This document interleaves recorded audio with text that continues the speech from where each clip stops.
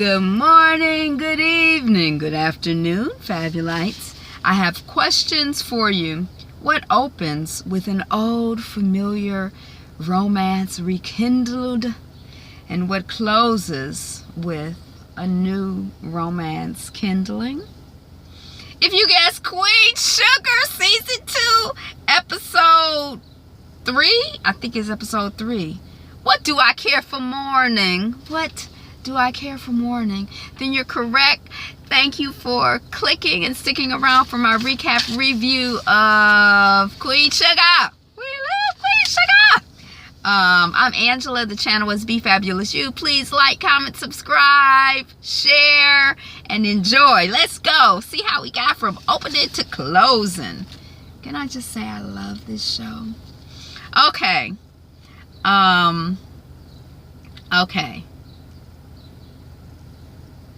Okay, so we're at Nova's. It's Nova and Micah. And Nova is like, want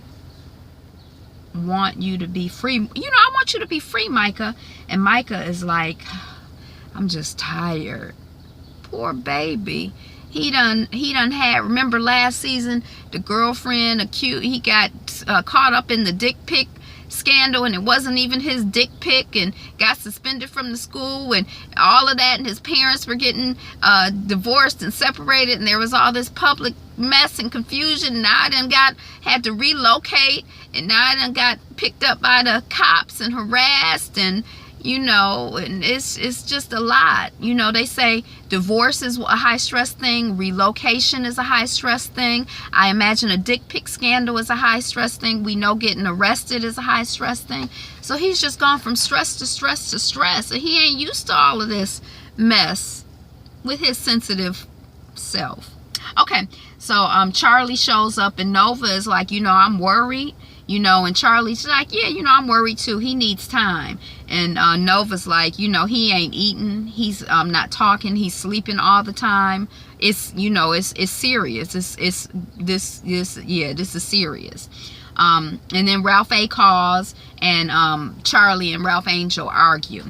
So, and then we see, he says, well, my parole officer is coming, so he has to get off the phone. So is that his parole officer? Okay.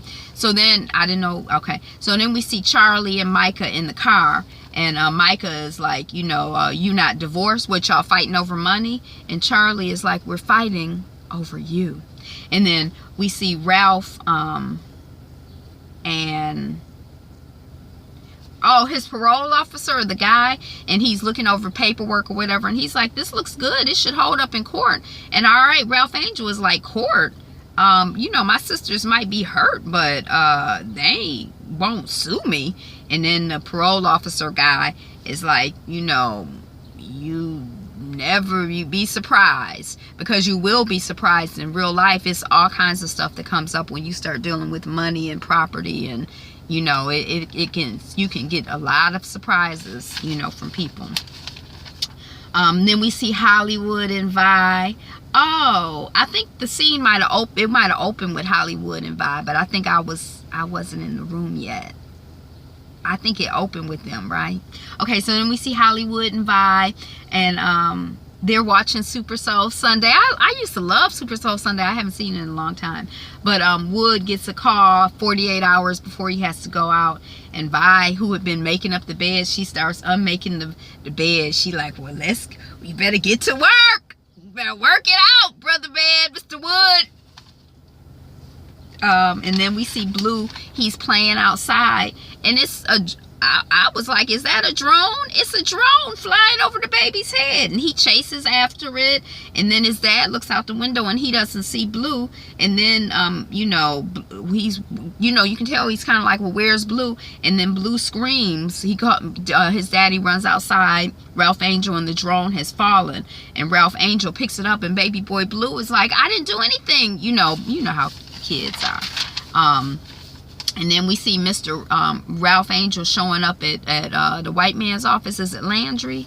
Landry, at Landry's office. And he like, you know, you and your Uncle Sam Landry, and Ralph Angel is, you know, y'all been, you know, fucking, y'all been on my property. I don't appreciate it. Y'all need to stay off. And he's like, oh, we haven't been on your property in months. And then Ralph Angel puts the drone on the desk, like, boom.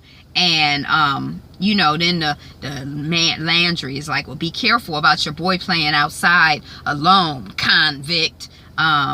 You know, so, you know, they had this whole interaction.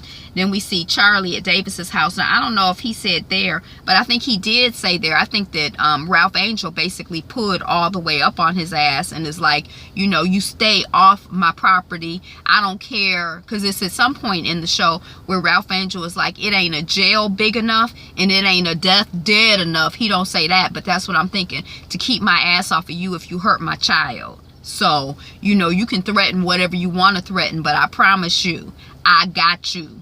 I got you. I got you. So then we see Charlie at Davis's, and she's like, you know, Micah did not ask you to have custody. Because when she was in the car with him, she's like, you know, did you ask, you know, your father to have joint custody? And Micah's like, well, I want to spend more time with him. She's like, yeah, I know. But did you ask him to have joint custody? Like, did you use those words exactly? And Micah's like, you know. And I'm like, don't put the baby in the middle of it. You know, he ain't a baby, but he the baby.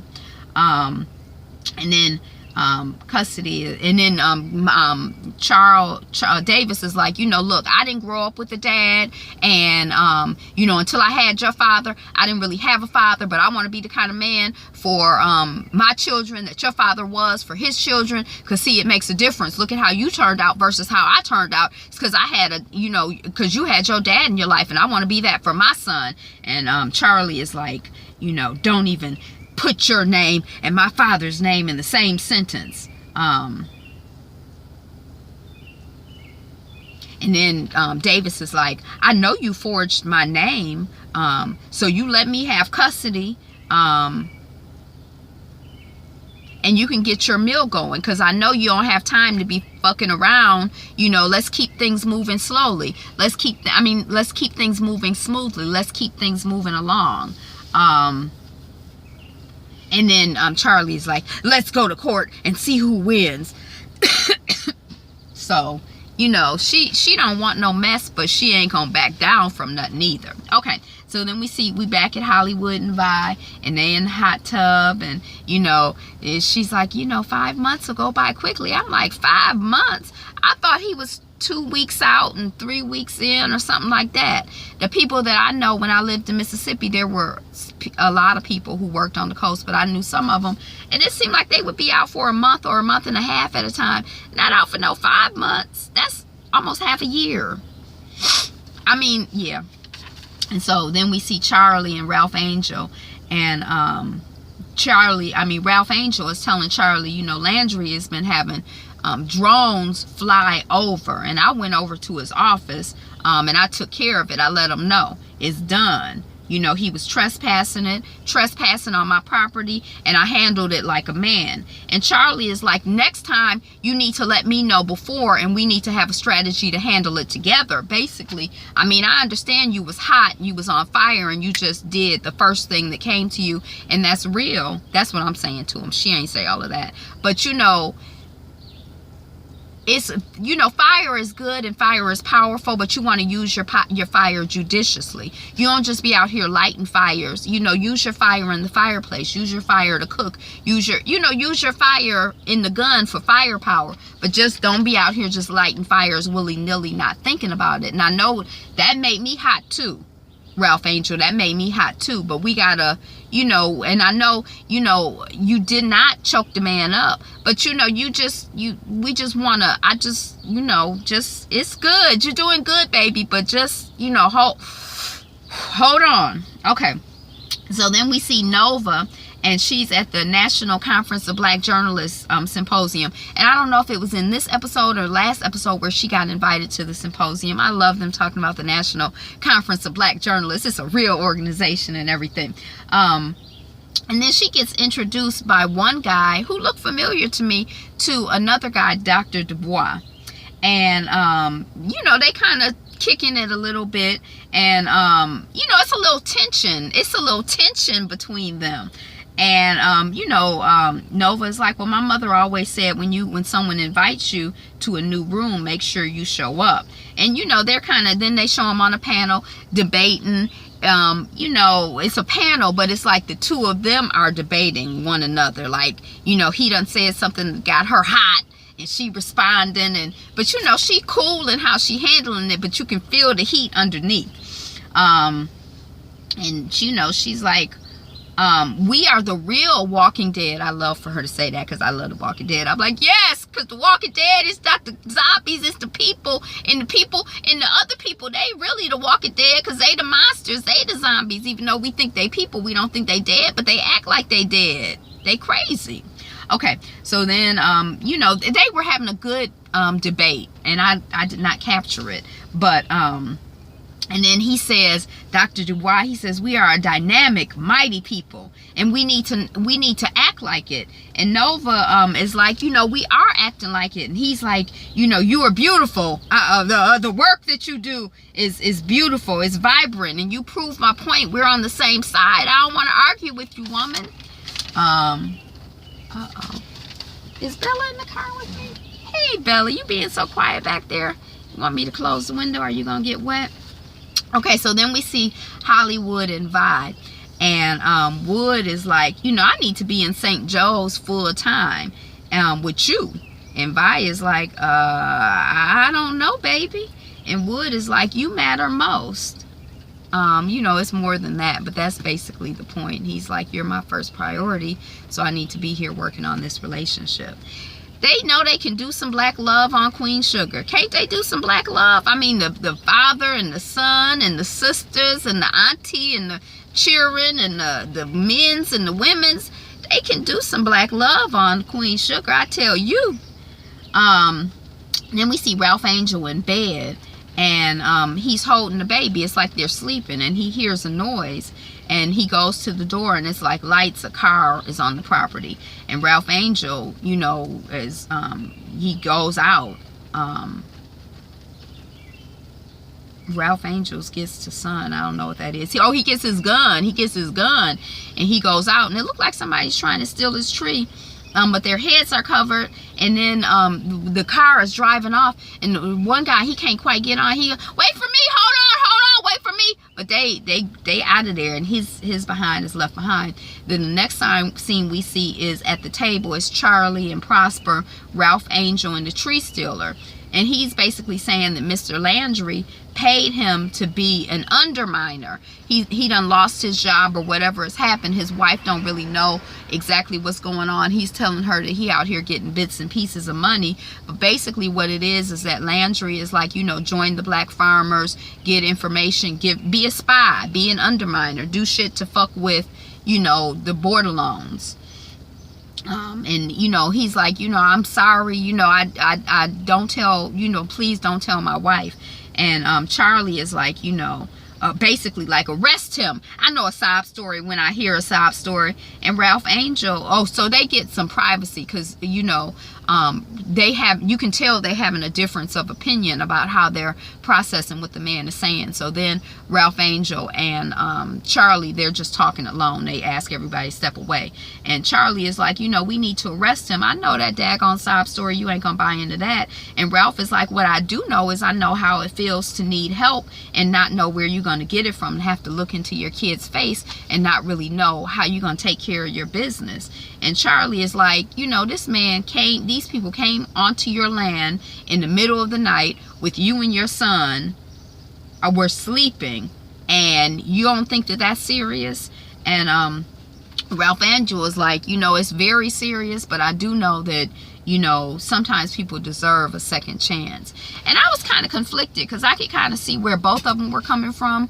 But I do think that by Ralph Angel being a member of that community, I don't know what his relationship is with that man, and how he, I don't know what his relationship is with that man. But I think when you're a member of the community, you have more of a context for people and who's who, and you have a vibration on people. And then also I think just him, Ralph Angel, being able to relate to where this man is, and Ralph Angel having done some things that he might not be proud of, or that he kind of felt forced into. And I could kind of understand too, because I'm like, well, shoot, what if the guy go to Landry and is like, well, you know, they say they not gonna put me in jail, but you can keep me out of jail, pay me more money, and you know, I'll be a spy for you. Because it was kind of like my mother was saying, well, he could be a spy for them, for Landry, like a double agent. Landry think he is spy for them, but he really, you know. But it's just kind of complicated. It's like trust is a funny, interesting little dynamic, isn't it? You know, knowing who to trust. So anyway, so that's that.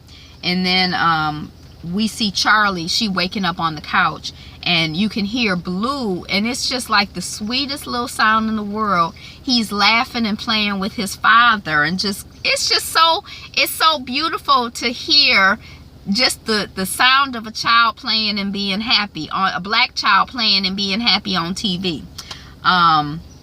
With his daddy, and Nova not Nova, but Charlie kind of peeks around the corner and watches the interaction, and it is beautiful.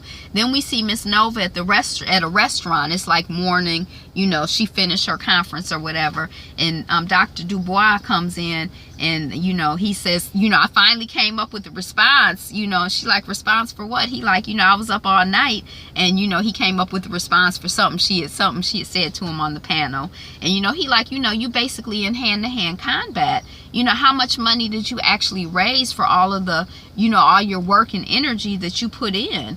And you know, it's like, I want us to, you know, and she's like, oh, you know, so you looking at the macro picture, you know, you better not say that I'm looking at the micro picture, because, you know, then we gonna have to fight. He like, you know, I don't want to fight you, you know, can I take you somewhere? And then, you know, they walk in, and, you know, he said something about the light. I was like, is he trying to take pictures? What's going on?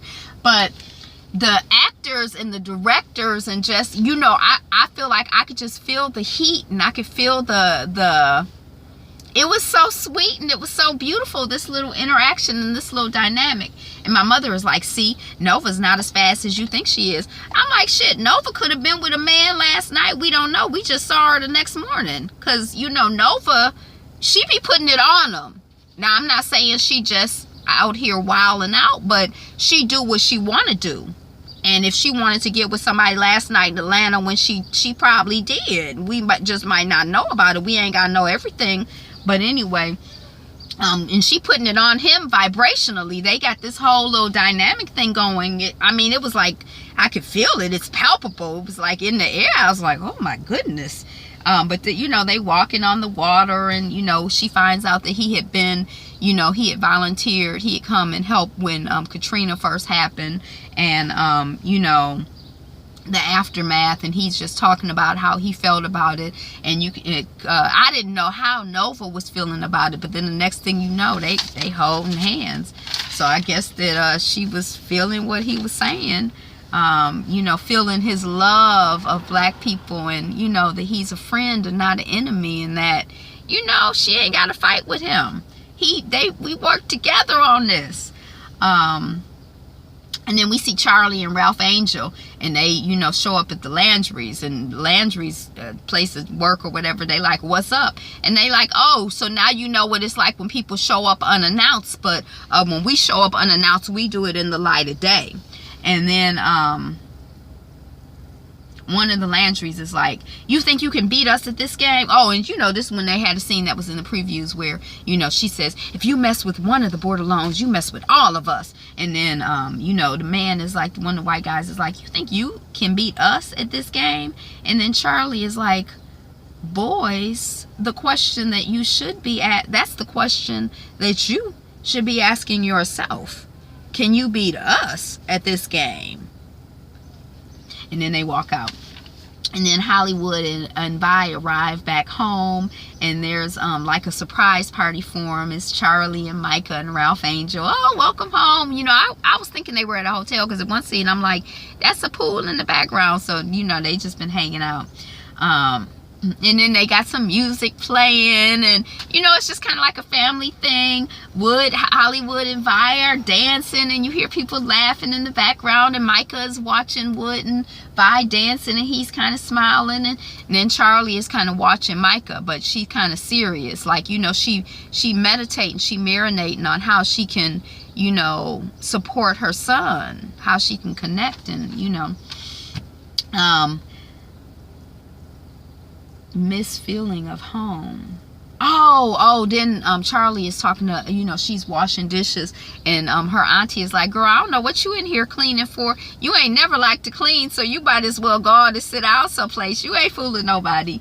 And Charlie is like, you know, I miss the feeling of home, you know, taking care of loved ones. And, you know, her auntie is like, it ain't nothing to miss you home. You know, you can stay here as long as you want to. And then we see Micah outside. He's staring off, you know, as he's want to do, especially these days. And Ralph Angel comes back and comes out, and Charlie is kind of peeking and listening. And you know, Ralph Angel is like, hey, you know, he pat him on the shoulder, you know, it's gonna be okay, you know, keep your head up, you hear me? And then, you know, he pats him on the shoulder. And then Charlie comes to Ralph Angel, and she like, you know, thank you for that. And Ralph Angel is like, you know, hey, it ain't no thing. You know, that's family. That's my boy. That's, you know, I love him. I'm here for him. It ain't no thing. And Charlie is like, you know, I understand. You know, you should be able to stand on your own. You know, you own part of the land. You should be able to use the land and leverage it to help you get ahead. So I'm going to sign those papers. And, you know, it's nice to see. It's been so much tension between Charlie and Ralph Angel. It's a relief to see them working together and coming together, and, you know, it's beautiful. And then we see Charlie and Micah. They done packed up their stuff and they leaving. They gonna leave Wood and Vi alone, you know, because they back together. They grown folks. They got a relationship. They don't want to be up in their space. And, you know, Charlie is like, you know, it's time for me to find my own space anyway. And then Vi is like, you know, I love you, Micah. And it was a whole little thing that happened. I didn't capture it because it went on to the next scene. But it was like, I love you, Micah. I love you this. You know, I don't know. It was cute. I can't even remember what it was now, but it made me smile. And then Charlie brings Micah to Davis's place. And she's like, you know, I'll share Micah because he needs it, you know, and maybe you do too. But if you mess this up, I'm going to find a way to end it. So, you know, she has put on her big girl panties. I know she don't want to, and I know it's kind of like... I look at it like this. I can understand where she's coming from, because I don't think she has any issue with a man being involved with his child's life. I just think she has an issue with what kind of man are you to be involved with my child's life. I don't want just any old man involved with my child's life, even though you're his father and it's important for him to have a relationship with his father.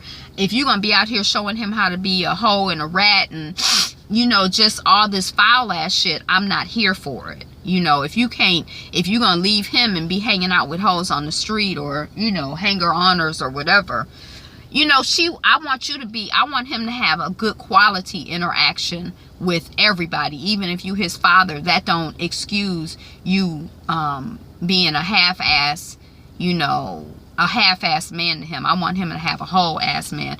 But, you know, then there's that element of stuff that you can't control, and people being human.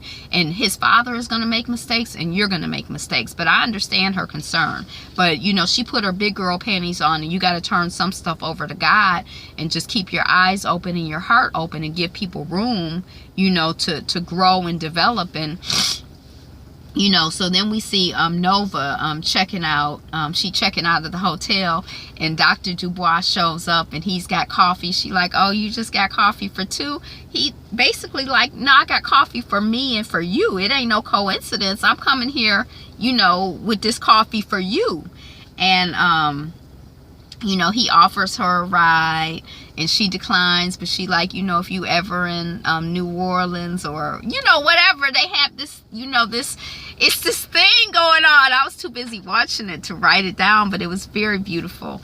And then when Nova gets in the cab and she's driving off, she's like thinking about it, and she's smiling.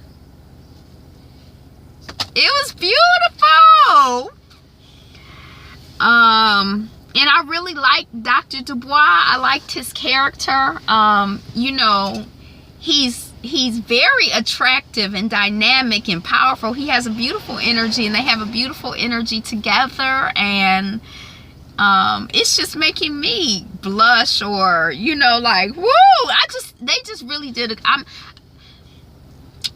I've been concerned about Nova's character, but I really enjoyed it, and I feel like you can see that she is a master. We hadn't seen her work in any, you know, we haven't seen her working any magic. Well, we see her magic. We see her, this season has been her season of working feminine magic, and she definitely is a magician. She's a master of that feminine energy. It seems obvious. It's like you just see man after man after man who's just, you know, swept up in that, you know, even if it's not literally in the vajayjay, they swept up in the dynamic. So I'm enjoying it. That's what I got. Y'all have a fabulous day, because you know today is what? The best day ever! And you know what I want you to do today and always, right? Be you. Be fabulous. Be fabulous you. Bye.